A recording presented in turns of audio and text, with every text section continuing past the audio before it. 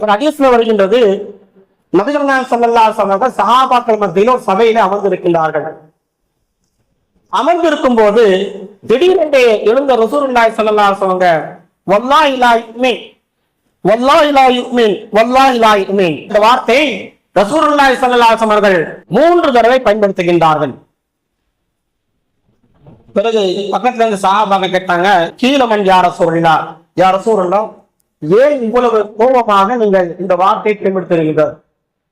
இதற்கு காரணமானவர் யார் என்று கேட்ட போது ரசூல் ஸல்லல்லாஹு அலைஹி வஸல்லம் சொன்னாங்க, மையுபித ஷவஆ வஜாரு ஜாயும், பக்கத்து வீட்டுக்காரன் பசியோடு படுத்திருக்க தான் மட்டும் வயிறு நிறைந்து உறங்குகின்றானே அவன் உண்மையான முஸ்லிம் அல்ல, உண்மையான முஸ்லிம் அல்ல, உண்மையான முஸ்லிம் அல்ல என ரசூலுல்லாஹி ஸல்லல்லாஹு அலைஹி வஸல்லம் அவர்கள் தான் செய்கின்ற சதகாக்களை தான தர்மங்களை பக்கத்து வீட்டில் ஆரம்பத்தில் ரசூல் ஸல்லல்லாஹு அலைஹி வஸல்லம் காட்டினார்கள்.